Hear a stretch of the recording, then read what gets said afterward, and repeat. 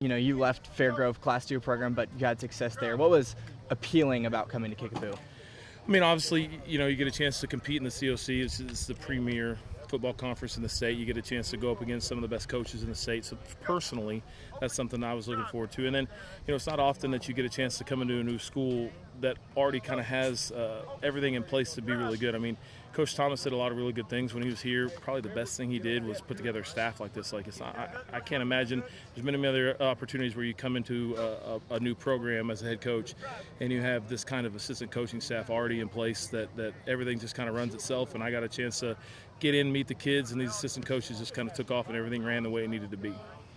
What do you think are going to be some of the growing pains of being in the COC in year one? I mean, obviously for me is learning coaches, and learning, traditions and those types of things that go along with traveling to COC schools. There will be no off weeks. Everybody's going to be super prepared. Everyone's going to be really good. There's no weeks where you can kind of take the foot off the gas. You've got to be super prepared every week. I know earlier in the summer you guys had yet to name a starting quarterback, but do you feel comfortable naming a starter going into next week? No, we're going to still continue. I mean, that's the most important position on the field, and so we're going to make sure that we take our time and get it right. We got two guys in Turner Hale and then Drake Wilson that are battling out for it, and they've both done a great job. So, no, we're going to continue to give those guys enough reps to see kind of who takes over. With Turner and Drake, what are their strengths? I mean, Turner's super high football IQ, and he's picked up the offense really quick, and he's a super coachable kid, and he's done a great job lately of getting the football where it needs to be. Drake's another young kid with a super strong arm. I mean, his brother's a Division I baseball player. He could be a Division I baseball player, I'm sure, in the future if that's the direction he wants to go. So trying to take advantage of what they both do well and give them an opportunity to be successful in what we're trying to do on offense.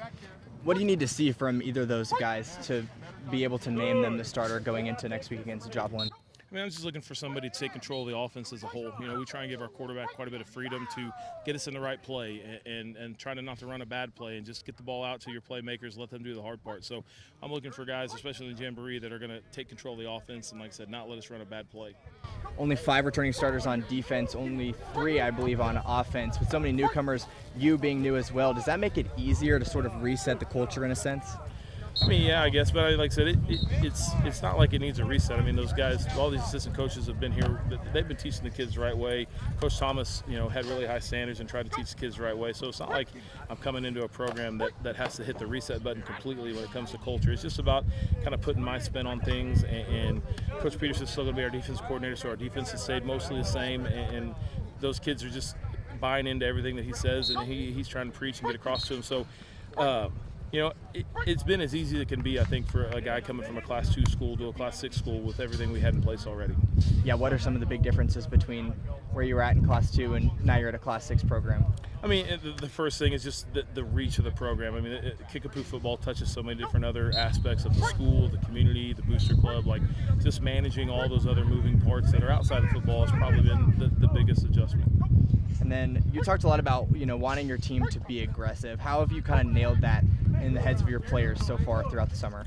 I mean, we try and focus on competition as much as we can and trying to just preach to them about how important it is to finish things and to be the last guy to quit. And, the last guy to give up is usually the one who wins. And so we did a bunch of stuff this summer that we're trying to push kids to the limit and trying to show them their bodies are capable of more than they give it credit for, and just push them beyond the point when it comes to competition. So that way when they get in the game, we talk about going hard so the games get easier, but it's more about going hard so that effort becomes normal. And that's kind of the point. Kickapoo went 2-8 last season. What will it take to kind of turn the program around? I mean, the kids just got to believe in themselves. We have everything here from a coaching staff standpoint, assistant coaches. We've all the support of the school we need. They just got to believe in themselves a little bit. We just need to get out there and play and have them be successful a little bit so those kids will believe in what we're doing. You guys open up against Joplin. It's a team that Kickapoo hasn't beat since 2016. Do you think there's going to be any extra motivation when the two teams take the field next week?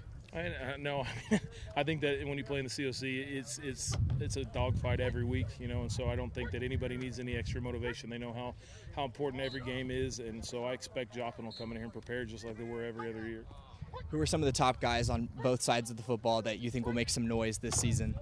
I mean, offensively, if you start obviously in the skill position stuff with Will Buckley, played receiver a little bit last year. He's got multiple offers playing in college, so I think he's primed to have a big season for us on the outside. He should be a mismatch against most people he lines up against. Justin Harris is one of our starting running backs. He's a senior, expecting him to have a big year. He's a two-way starter, so he'll start at running back and at linebacker. Up front, we've got two seniors coming back in Zach Humison and Carter McCormick, both huge players that are a physical presence on the football field. So we're going to lean heavily on those two guys up front.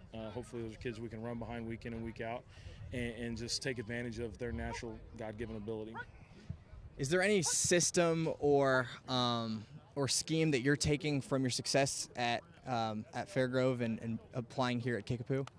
We're bringing over the offense we ran at Fairgrove. I would characterize it as spread, power, run. And we're an RPO football team. It's not a secret. You watch us on film one time, you're going to see that. So I think the kids have had some fun with it. It gives them some freedom in the offense to kind of, as we say, get the marker last when it comes to running a play. So I think they've enjoyed embracing some of these new philosophies.